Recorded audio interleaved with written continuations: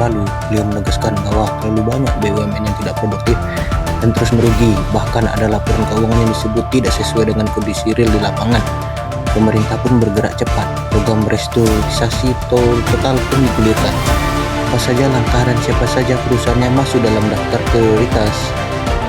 Jumlah BUMN saat ini sangat banyak. Jika anak dan cucu perusahaan turut dihitung, total mencapai 1.704 entitas. Presiden Prabowo menyebutkan angka ini terlalu besar dan membebani keuangan negara. Langkah tegas pun diambil, pemerintah telah menutup 290 BUMN. Targetnya pada akhir tahun ini jumlah BUMN tersisa tidak lebih dari 300. Hanya perusahaan-perusahaan yang produktif dan mampu menambah nilai yang akan dipertahankan. Langkah ini bukan tanpa dasar. Pemerintah memiliki landasan hukum yang kuat secara konstitusional. Pasal 33 Undang-Undang Dasar 1945 memberikan kewenangan kepada negara untuk menguasai sektor-sektor strategis. Artinya, tindakan pembenahan terhadap BUMN terus merugi merupakan bagian dari amanat konstitusi.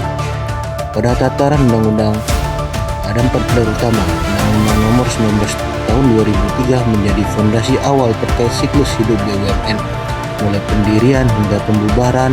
Undang-Undang Nomor 1 Tahun 2025 memperbarui definisi BUMN dan memperketat tata kelola yang penting. Undang-Undang Nomor 16 Tahun 2025 yang berlaku sejak 2 Oktober 2025 menjadi instrumen kunci.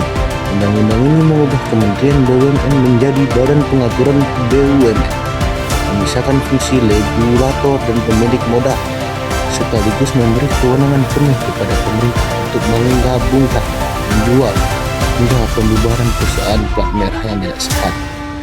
Sebagai pelaksana teknis, Peraturan Presiden Nomor 105 Tahun 2025 yang berlaku sejak 7 Oktober 2025 mengatur secara rinci struktur dan kewenangan operasional BUMN dalam menjalankan program efisiensi ini. Dengan landasan hukum yang lengkap ini, pemerintah mengklaim telah berhasil menghemat anggaran sekitar 50 triliun rupiah per tahun. Dana yang sebelumnya tersedot untuk gaji direksi, komisaris, dan biaya personal lainnya kini dialihkan untuk investasi jangka panjang, industrialisasi, dan peningkatan layanan publik. Lalu siapa saja BUMN yang masuk dalam prioritas restrukturisasi? Berdasarkan penelusuran, ada beberapa perusahaan plat merah dengan catatan keuangan yang memprihatinkan selama bertahun-tahun. Mari kita bahas satu-satu. Pertama, PT Waskita Karya atau WSKT.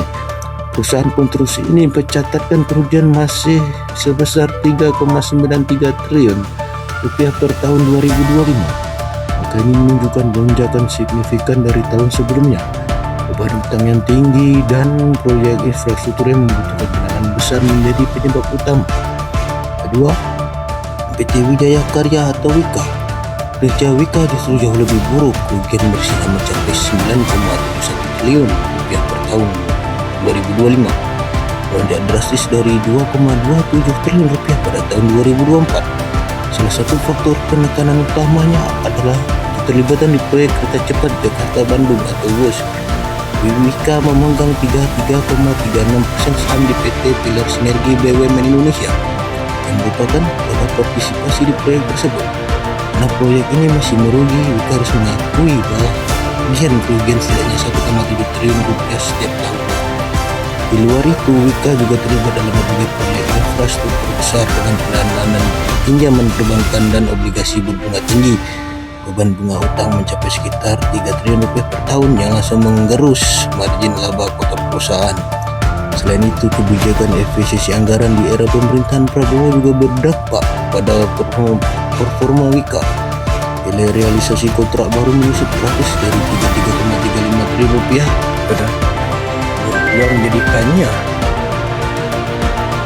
17,43 triliun rupiah sepanjang tahun lalu. Ketiga, PT Adi Karya atau Adi berbeda dengan dua BUMN karya sebelumnya. Sudah lama merugi, Adi baru mencatatkan defisit dalam 2 tahun terakhir. Namun tren kerugiannya menunjukkan eskalasi yang signifikan pada tahun 2024. Adi masih mencatat rugi bersih 86,75 miliar rupiah. Namun angka tersebut melonjak tajam menjadi 5,4 triliun rupiah pada tahun 2025. Salah satu penyumbang terbesar defisit ADI adalah posisi sebagai kontraktor utama dalam proyek Light Rail Transit atau LRT Jabodetabek. Skema pembayaran proyek ini bersifat jangka panjang, memaksa ADI untuk menalangi biaya konstruksi dengan pinjaman bank berbunga tinggi. Proyek LRT Jabodebek sendiri masih menyisakan piutang kepada ADI sebesar 2,2 triliun rupiah dan rencananya akan dilunasi melalui PT KAI. Samping proyek LRT, ADI juga terlibat dalam proyek strategis nasional dan memiliki investasi di beberapa ruas jalan tol. Beban bunga tahunan yang besar langsung menyapu habis laba kotor operasional yang dihasilkan. Keempat, PT Indofarma atau INAF. Emiten farmasi plat merah ini menutup tahun 2025 dengan rugi bersih 77,9 miliar rupiah. Laporan keuangan INAF secara konsisten berada di zona merah sejak tahun 2021. INAF sempat menjadi primadona di bursa saham pada puncak pandemi COVID-19 pada Januari 2021. Harga sahamnya menjual level tertinggi sepanjang masa di angka Rp7.350 per lembar.